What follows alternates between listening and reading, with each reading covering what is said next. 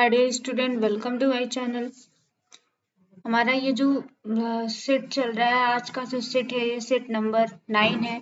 तो इसमें जो क्वेश्चन लगे हुए हैं, क्वेश्चन नंबर फर्स्ट, विशेष पोषाहार कार्यक्रम की शुरुआत भारत सरकार द्वारा कब की गई थी? फर्स्ट ऑप्शन आपका है 1970 से 71 में। सेकेंड ऑप्शन आपका है 1975 से 76 में। थर्ड ऑप्शन आपका 1990 से 91 में। और फोर्थ ऑप्शन आपका क्या है 1990 से 81 में। तो इसका जो करेक्ट ऑप्शन होगा, option number A is the correct option. That means 1970 से 1971 के बीच में यह कार्यक्रम जो है वो क्या किया गया था, आपका प्रारंभ किया गया था। 1970 और 71 के मध्य इस कार्यक्रम को प्रारंभ किया गया था। इस कार्यक्रम को 1970 से 71 के मध्य शुरू किया गया था। और किसके लिए शुरू किया गया था? तो 0 से 6 वर्ष की जो धात्री माताएं हैं, या जो आपके जो 0 से 6 वर्ष के जो बालक हैं, गर्भवती महिलाओं तथा धात्री माताओं के स्वास्थ्य स्तर में वृद्धि करने के लिए, मतलब इनके स्वास्थ्य स्तर में सुधार करने के लिए यह कार्यक्रम आपका क्या किया गया था, शुरू किया गया था। ठीक है, इसका जो करेक्ट ऑप्शन होगा, option number A is the correct option. Question number second, आलू पूर्ण भोज्य पदार्थ के नाम से निम्न में से किसे जाना जाता है? ए ऑप्शन आपका आलू है, बी ऑप्शन आपका चावल है, सी ऑप्शन आपका दूध है और डी ऑप्शन आपका दाल है। तो पूर्ण भोज्य पदार्थ के नाम से हम क्या है, दूध को जानते हैं। अगर हम बात करते हैं दूध की, तो दूध में विटामिन सी और लौह को छोड़कर लगभग सभी पोषक तत्व क्या होते हैं, इसमें उपस्थित होते हैं। इसमें कैल्शियम की जो मात्रा होती है वो क्या होती है, सर्वाधिक होती है, जो हमारे हड्डियों एवं दांतों के लिए क्या होता है, मजबूत, मतलब इसको मजबूत बनाने में सहायता प्रदान करता है। और इसीलिए हम दूध को क्या करते हैं, सर्वोत्तम आहार की श्रेणी में रखते हैं। ठीक है, इसका जो करेक्ट ऑप्शन होगा, option number C is the correct option. दूध को हम क्या है, सर्वोत्तम आहार की श्रेणी के अंतर्गत हम क्या करते हैं, रखते हैं। Question number third, alpha toxin निम्न में से किसमें पाया जाता है? किसकी बात करते हैं? अल्फा टॉक्सिन, यह एक क्या होता है, विषाक्त पदार्थ होता है। तो यह जो होता है, मतलब जिस पदार्थ में यह लग जाता है, दैट मीन्स इसको लगने के बाद वह पदार्थ क्या होता है, तब पूरी तरह से विषाक्त हो जाता है। तो यह क्या होता है, यह एक विषैला पदार्थ होता है। और यह जो पदार्थ होता है वो हमारी मूंगफली में लगता है। मूंगफली का जो कलर हो जाता है वो चेंज हो जाता है, इसका टेस्ट भी आपको खराब देखने के लिए मिलता है। ठीक है, इसका जो करेक्ट ऑप्शन होगा, option number A is the correct option. मूंगफली में ये क्या होता है, अल्फा टॉक्सिन नामक पदार्थ होता है। ठीक है, जिससे मूंगफली का आप देखते होंगे कलर ग्रीनिश हो जाता है, मतलब हल्का हल्का हरा हो जाता है। बात अगर दूध की करते हैं, तो दूध में लगभग सभी पोषक तत्व क्या होते हैं, आपको उपस्थित होते हैं। और सेब की बात करते हैं, तो सेब में आपका potassium, calcium, sodium, phosphorus, zinc, manganese, iron एवं सेलेनियम क्या होता है, आपका पाया जाता है। मतलब सारे पोषक तत्व। इसीलिए प्रतिदिन अगर हम एक सेब का सेवन करते हैं, तो जितने भी न्यूट्रिएंट्स हैं, लगभग जितने भी हमारे बॉडी को न्यूट्रिएंट्स की आवश्यकता होती है, उतने न्यूट्रिएंट्स हमारी बॉडी को क्या होते हैं, मिलना शुरू हो जाते हैं। बात अगर हम प्रोटीन की करते हैं, तो प्रोटीन में पनीर में प्रोटीन की जो सर्वाधिक मात्रा क्या होती है, आपकी उपस्थित होती है। तो इसका जो करेक्ट ऑप्शन होगा, option number A is the correct option.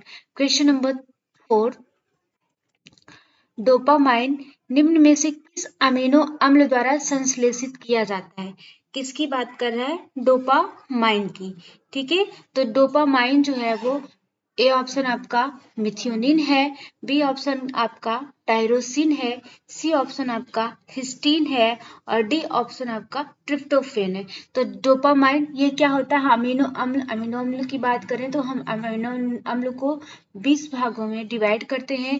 एक आपका इसेंशियल होता है और दूसरा आपका नॉन इसेंशियल होता है। दैट मीन्स एक आपका आवश्यक अमीनो अम्ल होते हैं और दूसरा आपका अनावश्यक अमीनो अम्ल की श्रेणी में हम इसको क्या करते हैं, डिवाइड करते हैं। तो उसी में पूछ रहा है कि डोपामाइन जो है वह किस अमीनो अम्ल द्वारा द्वारा क्या किया जाता है, आपका संश्लेषित किया जाता है। तो यह जो संश्लेषित किया जाता है वो आपका ट्रिप्टोफैन के द्वारा क्या किया जाता है, संश्लेषित किया जाता है। जो आपका ट्रिप्टोफैन होता है, ये ट्रिप्टोफैन के माध्यम से क्या होता है, संश्लेषित होता है, जो हमारे शरीर के लिए आवश्यक होता है। और इसकी मौजूदगी से वयस्कों में नाइट्रोजन जो होता है वो क्या होता है, संतुलन, मतलब नाइट्रोजन का जो संतुलन बनाने का कार्य करता है वो आपका ट्रिप्टोफैन करता है। और यह कैसा होता है, आपका स्वाद रहित होता है, मतलब इसमें किसी भी प्रकार का स्वाद नहीं होता। हमारे बॉडी के अंदर जो वयस्कों में या हमारे बॉडी के अंदर क्या है, जो नाइट्रोजन उपस्थित होता है, उस नाइट्रोजन के बैलेंस को अच्छे से बनाए रखने में ये क्या करता है, आपका सहायता करता है। इसका जो करेक्ट ऑप्शन होगा, option number D is the correct option. Question number 5, भारतीय ग्राम सेवा योजना आरंभ की गई थी। किसकी बात कर रहा है, भारतीय ग्राम सेवक योजना जो ये क्या है, प्रारंभ की गई थी 1949, 1945, 1951, 1954। तो यह जो योजना है वो हमारी क्या है, भारतीय ग्राम सेवा योजना जो है वो क्या है, आपकी डॉक्टर सोयर और गुप्ता के द्वारा जो है 1945 में क्या की गई थी, प्रारंभ की गई थी। इस योजना को जो है वो भारतीय ग्राम सेवा योजना को 90 अमेरिका के थे डॉक्टर सोयर और गुप्ता, इनके द्वारा 1945 में यह योजना जो है हमारी प्रारंभ की गई थी। इसका जो करेक्ट ऑप्शन होगा, option number B. Question number 6, रेशम के दहन परीक्षण में किस प्रकार की गंध आती है। दैट मीन्स हम रेशम के रेशे को जलाते हैं या हम रेशम के वस्त्र को जलाते हैं, दैट मीन इसका मतलब है कि रेशम जो है, रेशम को वैसे हम वस्त्रों की रानी के नाम से जानते हैं, और रेशम जो है वो बाम्बॉक्स मोरी नाम के कीट से पाया जाता है। इसके पालन को हम सेरीकल्चर के नाम से जानते हैं। जब इससे क्या होते हैं, वस्त्र बनते हैं, तो वस्त्रों का जब हम क्या करते हैं, दहन परीक्षण, मतलब उनको जलाकर जब हम क्या करते हैं, उनका परीक्षण करते हैं, तो उसमें से किस प्रकार की आपकी गंध आती है। पंख या बालों के जलने जैसी, कपड़े के जलने जैसी, कागज के जलने जैसी, या उपयुक्त सभी।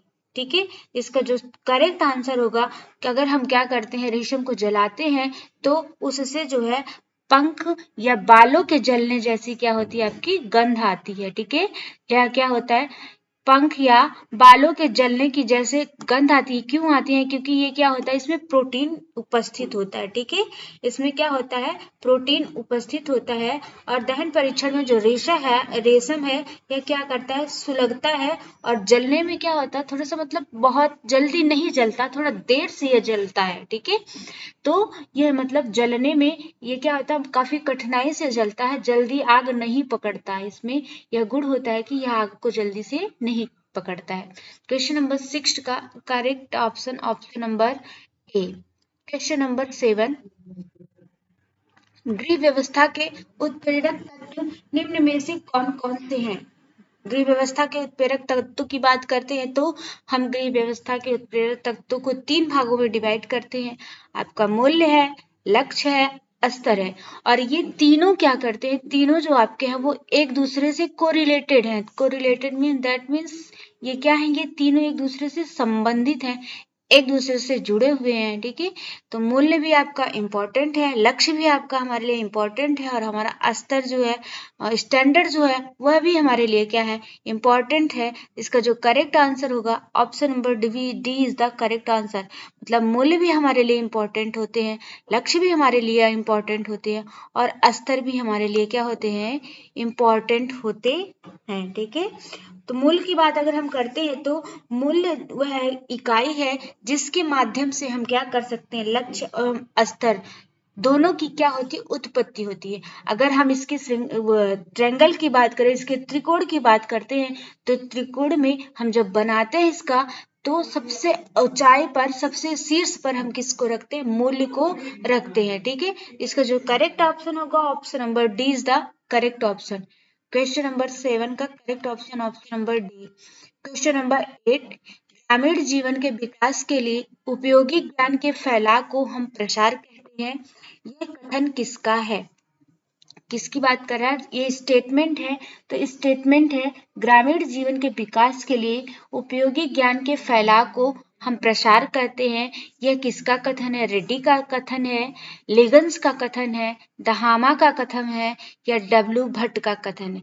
तो यह जो कथन है वो किसका कथन है? आपका लिगन्स का कथन है। किसका कथन है? आपका लिगन्स का। ये क्या है? आपका कथन है।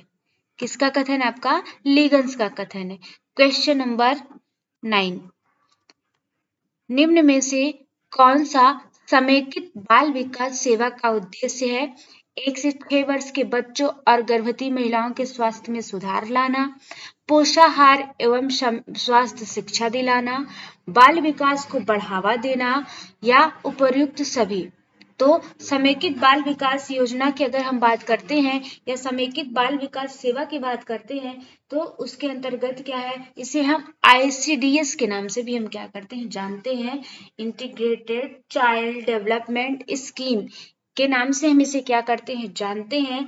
और यह जो प्रारंभ की गई थी यह 2 अक्टूबर 1975 में यह क्या होती है? आपकी प्रारंभ की गई थी। जो समेकित बाल विकास सेवा योजना है यह आपकी 2 अक्टूबर 1975 में क्या की गई थी? प्रारंभ की गई थी। और प्रारंभ में इसे सिर्फ 33 खंडों में ही क्या किया गया था? प्रारंभ किया गया था। ठीक है, तो जो है वो प्रारंभ में इस योजना को सिर्फ 33 खंड जो थे उस 33 खंड में इसे प्रारंभ किया गया था। और इसका जो option number D is the correct option. That मतलब ये 1 से 6 वर्ष के बच्चों और गर्भवती महिलाओं के स्वास्थ्य में सुधार भी लाती है, पोषाहार एवं स्वास्थ्य संबंधी शिक्षा भी प्रदान करती है और बाल विकास को बढ़ावा भी क्या करती है? देती है। इसका जो करेक्ट ऑप्शन होगा option number D is the correct option. मतलब सभी इसका जो आंसर होगा वो क्या होगा? बिल्कुल सही होगा। ठीक है, इसका जो समेकित बाल विकास का कार्यक्रम का विकास सेवा का जो उद्देश्य है ये सभी उद्देश्य उसके हैं। क्वेश्चन नंबर 10, वृद्धि का अर्थ निम्न में से क्या है? वृद्धि हमारे यूनिट का एक पार्ट है वृद्धि और विकास। तो वृद्धि का अर्थ निम्न में से क्या है? आंतरिक एवं बाह्य अंगों का बढ़ना, केवल आंतरिक अंगों का बढ़ना, केवल बाह्य अंगों का बढ़ना या शारीरिक व मानसिक रूप से बढ़ना। अगर बात हम करते हैं तो आंतरिक एवं बाह्य अंगों का बढ़ना बिल्कुल सही। अगर हमारी वृद्धि जो होती है वो हमारे इंटरनल मतलब एक नवजात शिशु जब जन्म लेता है तो धीरे धीरे उसमें क्या होती है? आपकी ग्रोथ होती रहती है और ग्रोथ होने के कारण उसके आंतरिक अंग और बाह्य अंग दोनों अंगों में क्या होता है? आपका डेवलपमेंट होता है। दोनों अंगों में ग्रोथ होती है, दोनों अंगों में वृद्धि होती है। केवल आंतरिक अंगों में ये बिल्कुल नहीं सही है आपका। आंतरिक अंग में केवल वृद्धि नहीं होती। ऑप्शन सी है ये भी बिल्कुल गलत है कि बाह्य अंग ही नहीं बढ़ते बल्कि उसका क्या है? संपूर्ण डेवलपमेंट मतलब उसका संपूर्ण विकास जो होता है वो आपका होता है। ठीक है, इसके अंतर्गत आंतरिक और बाह्य दोनों अंगों को मिलाने के बाद जो है क्या है? पूर्ण उसका विकास हो जाता है। इसका जो करेक्ट ऑप्शन होगा ऑप्शन नंबर 10 का correct option option number A. Question number 11, question number 11, निम्न में से कौन सा टीका 3 रोगों से शिशु की रक्षा करता है? ठीक है, क्या बात कर रहा है कि निम्न में से कौन सा टीका है जो 3 रोगों से शिशु की रक्षा करता है? फर्स्ट ऑप्शन आपका BCG है, सेकेंड ऑप्शन आपका DPT है और थर्ड ऑप्शन आपका ATS है और फोर्थ ऑप्शन आपका DT है। BCG की बात करते हैं तो BCG ये ऐसा टीका है जो कि जन्म लेने के बाद शिशु को प्रथम लगाया जाने वाला अगर कोई टीका है तो वह आपका BCG है। ठीक है, अगर शिशु को जन्म लेने के तुरंत बाद इसको क्या किया जाता है? 24 घंटे के अंदर इसका टीकाकरण कर दिया जाता है। इसका फुल फॉर्म आता है तो इसकी फुल फॉर्म की बात करते हैं तो बैसिलस कॉलमेट ग्यूरिन के नाम से हम इसे जानते हैं। बी ऑप्शन आपका क्या है? DPT है। DPT का फुल फॉर्म अगर हम बात करते हैं तो ये 3 रोगों से हमारी क्या करता है? रक्षा करता है। डिप्थीरिया है, पर्टुसिस है और टिटनेस है। ये 3 रोगों से हमारा क्या करता है? रक्षा करता है। और ATS की बात करें तो ATS जो होता है ये टिटनेस का टीका होता है, एंटी टिटनस सीरम। इसका फुल फॉर्म की अगर बात करते हैं तो एंटी टिटनस सीरम के नाम से हम इसे क्या करते हैं? जानते हैं। तो बात इसमें ये कह रहा है कि कौन सा ऐसा टीका है जो हमारी 3 रोगों से हमारे शिशु की रक्षा करता है। तो 3 रोगों से हमारे जो शिशु की रक्षा करेगा वह हमारा क्या है? आपका DPT होता है, डिप्थीरिया, पर्टुसिस और टिटनस। यह जो है ये तीनों रोगों से क्या करने वाला है, रक्षा करने वाला आपका वैक्सीनेशन है, टीकाकरण है। Question number 12, Indian agriculture research institute की स्थापना कब की गई थी? 1928 में, 1940 में, 1908 में, 1948 में।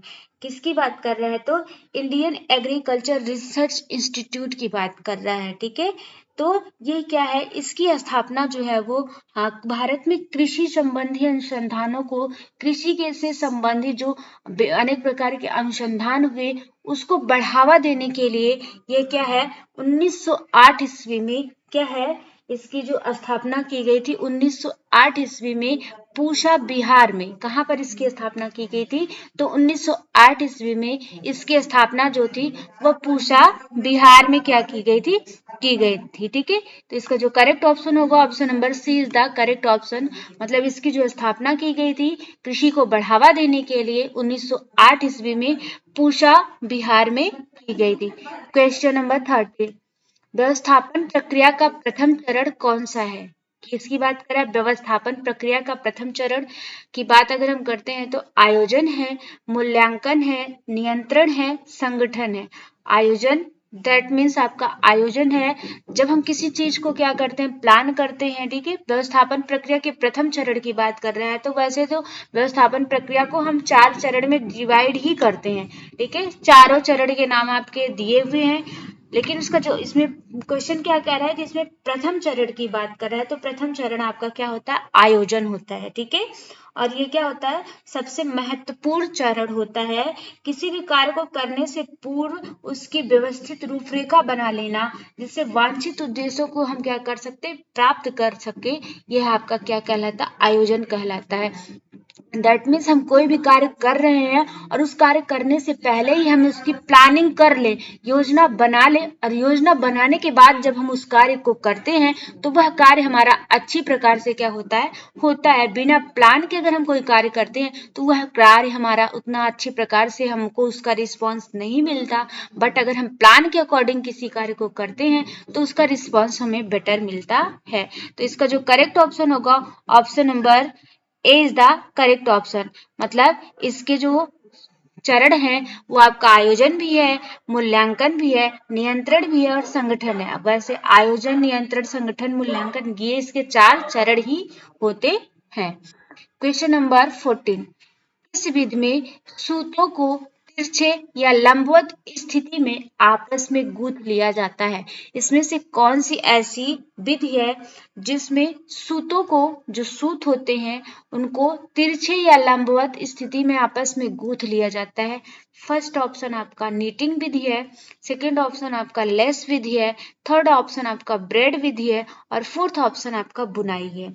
ठीक है, तो अगर हम बात करते हैं तो इसका जो करेक्ट ऑप्शन होगा ऑप्शन नंबर, हम क्या करते हैं, इसका जो करेक्ट ऑप्शन होगा ऑप्शन नंबर सी है इसका करेक्ट ऑप्शन। ब्रेड विधि के माध्यम से हम क्या है, सूतों को तिरछे या लंबवत स्थिति में आपस में क्या करते हैं, गूंथ लेते हैं।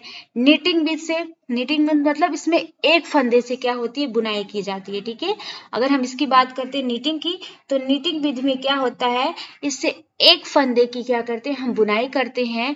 बुनाई की प्रक्रिया में आप जानते हैं कि क्या होता है, बुनाई की जाती है, जैसे हम कंबल का और सारी चीजों का बुनाई करके हम क्या करते हैं, वस्त्रों का निर्माण करते हैं। ठीक है, ब्रेड विधि से एक बात और होता है, जो हमारे जूते की लेस होती है उस लेस को हम ब्रेड विधि के माध्यम से क्या करते हैं, बनाते हैं। इसका जो करेक्ट ऑप्शन होगा ऑप्शन नंबर सी।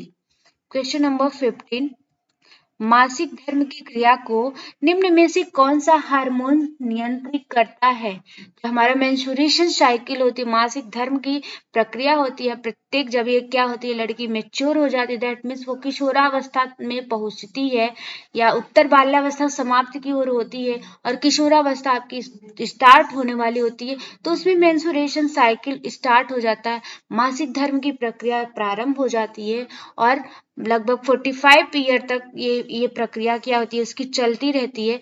तो उसमें क्या है, मासिक धर्म की क्रिया को निम्न में से कौन सा आपका इसमें से हार्मोन्स है जो उसको नियंत्रित करता है, उस बैलेंस को बनाए रखता है कि इस मंथ में आपका यह ऐसे इस डेट को क्या है आपका मेंस्ट्रुएशन साइकिल होगा।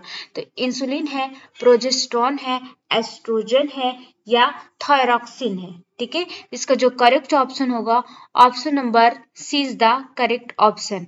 ठीक है, option number C is the correct option.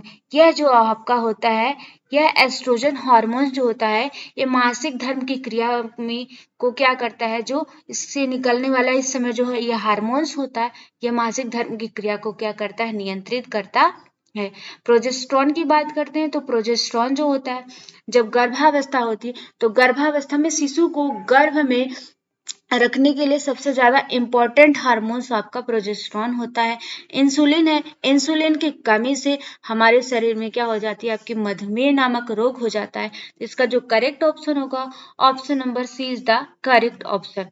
Question number 16, वह परिसज्जा जो वस्त्र के पूर्ण जीवन काल तक अस्थायी रहती है क्या कहलाती है। पूर्ण जीवन काल मतलब इसका कहने का सेंस है कि मतलब जब तक हम वस्त्र का यूज करते हैं तब तक यह फिनिशिंग खराब नहीं होती, यह फिनिशिंग क्या होती है आपकी चलती रहती है।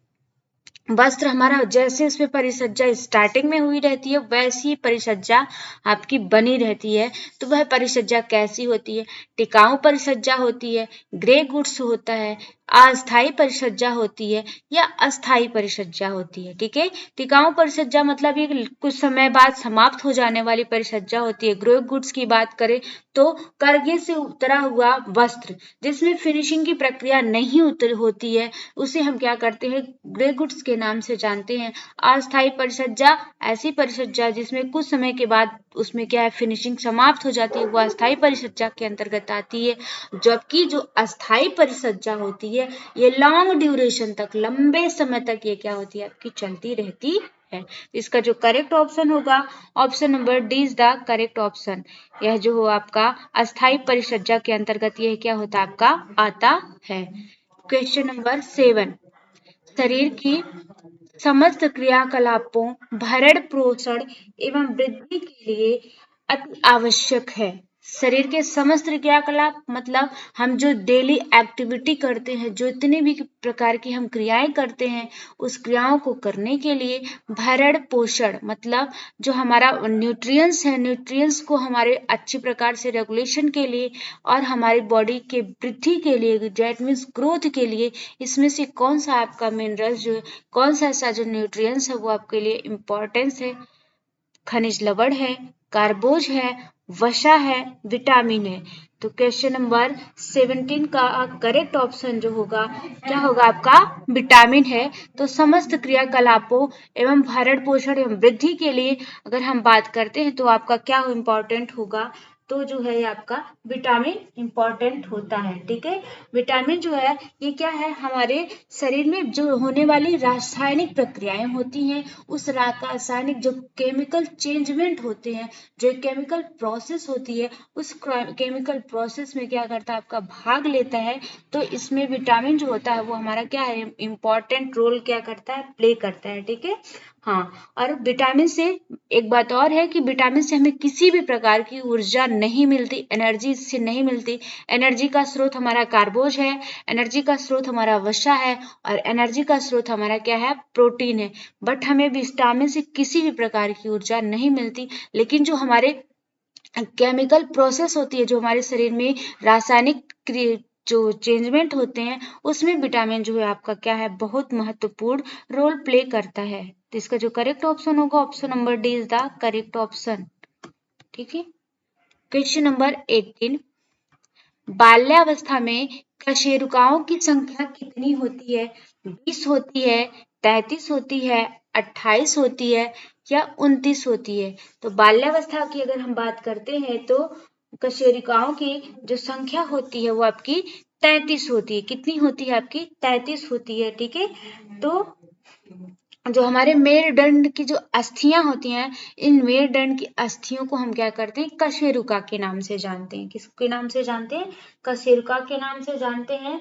और एक एडल्ट पर्सन की बात करें, एक वयस्क व्यक्ति की अगर हम बात करते हैं तो उसमें जो आपकी कशेरुकाओं की संख्या होती है वो 26 होती है।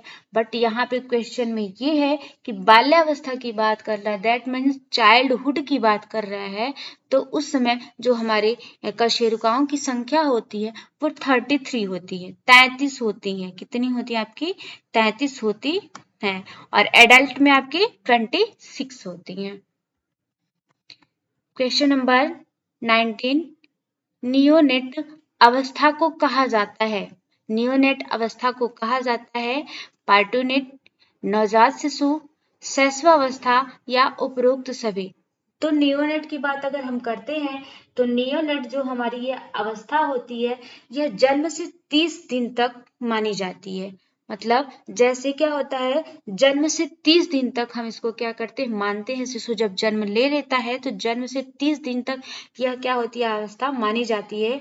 यह अवस्था जो होती है जब शिशु का आहार नाल कट जाता है, मतलब मांस के माध्यम से ही, उस आहार नाल के माध्यम से शिशु को क्या होता है, पोषण प्राप्त होता है। तो जब शिशु जन्म लेता है और जन्म लेने के बाद जब आहार नाल उसका कट जाता है, तब से यह अवस्था आपकी क्या हो जाती है, स्टार्ट हो जाती है। तो जो है वो जन्म से लेकर 30 दिन तक की अवस्था आपकी क्या होती है, चलती है। अब अगर हम पार्टोनेट की करते हैं तो पार्टोनेट जो होती है वह जन्म से 30 मिनट तक, ये डिफरेंट है। नियोनेट जन्म से 30 दिन तक चलती है और पार्टोनेट की हम बात करते हैं तो पार्टोनेट जो है वो जन्म से 30 मिनट तक चलती है। यह दोनों में क्या है, आपका डिफरेंट है। यही कंफ्यूजन का पॉइंट होता है यहाँ पे, ठीक है। तो ये क्या है, चलती है पार्टोनेट। हाँ, जो अब हम क्या करते हैं, आहार नाल काटने से पहले की जो अवस्था होती है वो हमारी पार्टोनेट होती है, और आहार नाल के काटने के बाद जो अवस्था हमारी होती है वो नियोनेट होती है, ठीक है। शैशवावस्था जानते हैं कि शैशवावस्था क्या होती है, ये बहुत मतलब ऐसी अवस्था होती है जिसमें क्या है, आपका शिशु जो है अनेक प्रकार से समायोजन, दैट मीन्स इसे हम कह सकते हैं समायोजन की अवस्था। इसमें शिशु को अनेक प्रकार के क्रियाकलापों को करने में समायोजन की जरूरत पड़ती है। समायोजित होने की उसको क्या होती है, आवश्यकता होती है। तो शैशवावस्था को हम समायोजन की अवस्था के नाम से जानते हैं। नियोनेट की बात कर रहा है इसमें, तो नियोनेट को हम नवजात शिशु के नाम से क्या करते हैं, जानते हैं। तो इसका जो करेक्ट ऑप्शन होगा, option number B is the correct option. Neonate को हम नवजात शिशु के नाम से क्या करते हैं, जानते हैं। क्वेश्चन नंबर 20, निम्न में से किस पोषक तत्व को राख की संज्ञा दी जाती है? राख मतलब आई मीन एस की संज्ञा दी जाती है। कार्बोज है, विटामिन है, प्रोटीन है या खनिज लवण है, ठीक है। तो इसमें कार्बोज की बात करते हैं तो कार्बोज जो है जिससे हमें सर्वाधिक एनर्जी क्या होती है, मिलती है, और तात्कालिक ऊर्जा का जो स्रोत है वह कार्बोज को ही माना जाता है। मतलब अगर हमको तत्काल एनर्जी की नीड होती है तो हम कार्बोज का सेवन करते हैं, जिसके माध्यम से हमें तुरंत एनर्जी मिलती है। विटामिन हमारे शरीर में रक्षात्मक कार्य करते हैं, हमारे शरीर में प्रोटेक्टिव का कार्य करते हैं, मतलब प्रोटेक्शन देने का कार्य करते हैं। प्रोटीन की बात करते हैं तो प्रोटीन जो है वो हमारे शरीर में ग्रोथ के लिए जिम्मेदार होता है, हमारी वृद्धि के लिए क्या होता है, आपका जिम्मेदार होता है। और बात अगर हम खनिज लवण की करते हैं तो खनिज लवण को ही हम क्या करते हैं, राख की संज्ञा देते हैं, ठीक है। ये क्या होते हैं, राख की संज्ञा इसे देते हैं। क्यों? क्योंकि ये क्या होते हैं, अकार्बनिक होते हैं। ये क्या होते हैं, आपके अकार्बनिक होते हैं, और इनको जलाने पर कार्बनिक तत्व तो जल जाते हैं, परंतु जो राख जो क्या होती है इसमें बच जाती है, ठीक है। इनको जलाने पर क्या होती है, हमें राख प्राप्त होती है, इसलिए इसे हम क्या करते हैं, राख की संज्ञा के नाम से जानते हैं। इसका जो करेक्ट ऑप्शन होगा, option number D is the correct option. इसका जो ऑप्शन करेक्ट होगा वो आपका क्या होगा, डी होगा, ठीक है। तो आज के ये थे हमारे 20 क्वेश्चन। नेक्स्ट सेशन में फिर हम आपसे मिलते हैं, तब तक के लिए thank you so much watching for this video.